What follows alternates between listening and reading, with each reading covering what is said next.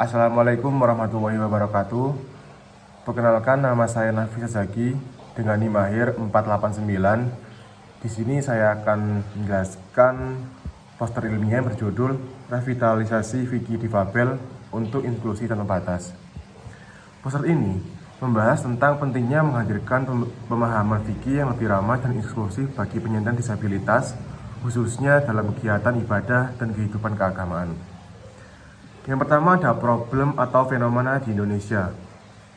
Pada bagian pertama ini, poster menjelaskan dua fenomena utama yang masih terjadi di Indonesia.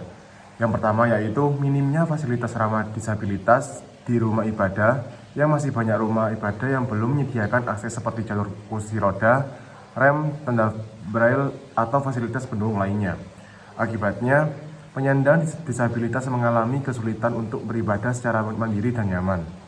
Yang kedua yaitu stigma sosial dan penolakan terhadap penyandang disabilitas, terutama disabilitas mental dalam kegiatan agama.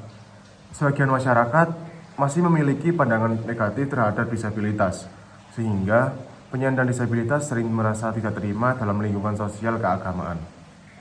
Yang kedua yaitu faktor penyebab dan pengaruh disabilitas.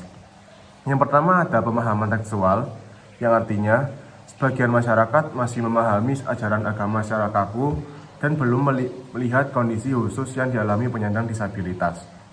Yang kedua adalah infrastruktur dan desain rumah ibadah yang belum ramah disabilitas. Banyak tempat ibadah yang belum dirancang untuk mempertimbangkan kebutuhan difabel, sehingga akses ibadah menjadi terbatas. Ketiga adalah budaya dan stigma masyarakat. Penyandang disabilitas masih sering dianggap sebagai beban atau aib. Padahal dalam Islam, manusia memiliki kedudukan yang sama di hadapan Allah. Yang ketiga ada dampak. Dari masalah tersebut, munculnya beberapa dampak.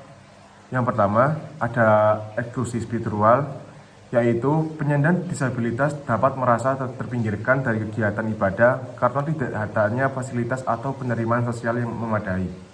Yang kedua, dampak psikologis.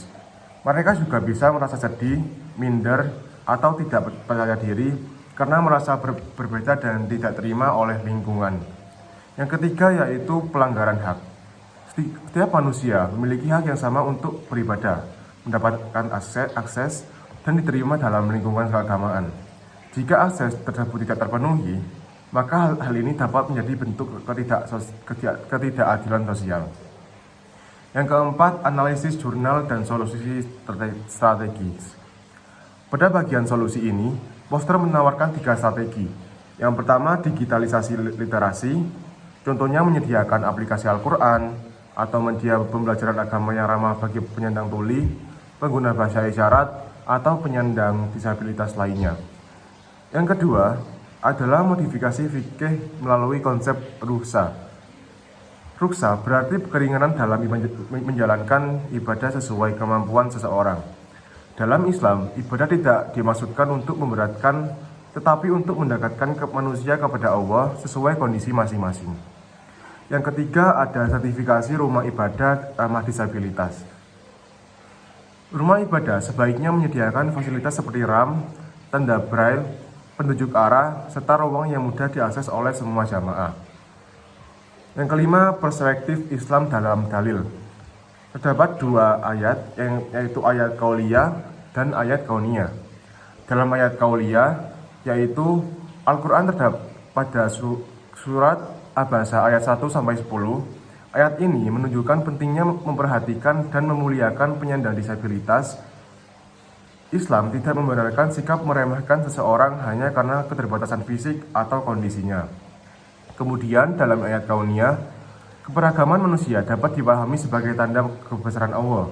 Perbedaan fisik, mental, genetik, dan neurodiversitas adalah bagian dari ciptaan Allah yang harus dihargai, bukan dijadikan alasan untuk diskriminasi. Yang keenam, pandangan Islam atau inklusif.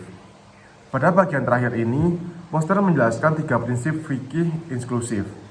Yang pertama adalah prinsip musawah, yaitu kesetaraan, di mana semua manusia memiliki derajat yang sama di hadapan Allah yang membedakan hanyalah ketakwaannya. Yang kedua adalah konsep rukhsah, yaitu keringanan. Islam memberikan kemudahan bagi umatnya dalam menjalankan ibadah sesuai kemampuan masing-masing. Dan yang ketiga adalah fardu kifayah, yaitu tanggung jawab bersama. Masyarakat memiliki kewajiban untuk menciptakan lingkungan ibadah yang aman, ramah, dan terbuka bagi penyandang disabilitas.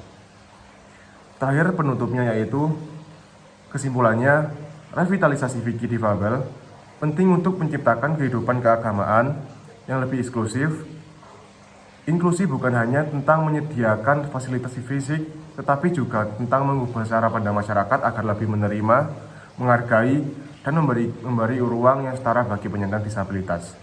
Mungkin hanya itu yang dapat saya sampaikan. Jika ada salah kekurangan mohon dimaafkan. Terima kasih. Wassalamualaikum warahmatullahi wabarakatuh.